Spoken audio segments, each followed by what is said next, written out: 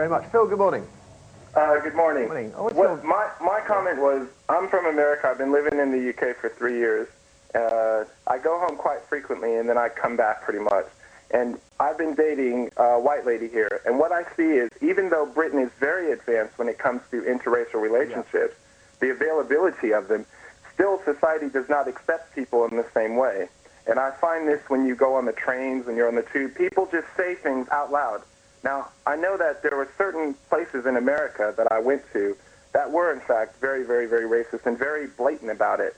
But what gets me here is that there are people in the panel saying that everything is fantastic and it's wonderful, when in fact it's not. And there are many instances of this every single day.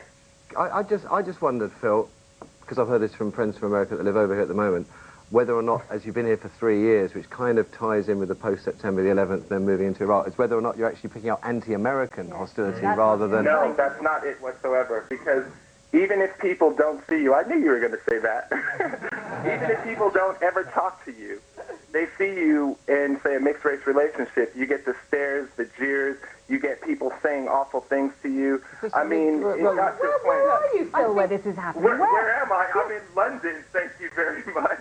Yes, I'm absolutely amazed. Yeah. Oh, you're amazed? Well, I would put it to you to go out one day in a relationship with two people, walk behind them and see the reactions that they get, because some of my own friends are very appalled, and by the way, they're white.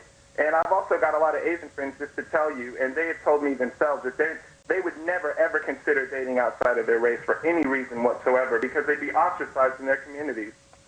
I think there's no doubt that this does happen. Of course. There is definitely a problem with racism. What we were saying is, in our experience, we hadn't experienced that. Many people do. I've got friends who live in Milton Keynes who've been chased through shopping centres to, because they're in mixed-race relationships. There's no doubt that it goes on. That isn't... It's just your experience has been, by and large, very good. On the tube. I go on the tube with David all the time. Never in 18 years ever had that. There's a difference here between society in general and how they view it. And say, for example, that the gentleman was talking about those communities, and I think that is another issue. That when you marry outside your community, I think that's different to how society in general might see it. Got a job with there because time runs on. It was extraordinarily cool, and thanks for that one, Phil, as well. Put the cat amongst the pigeons.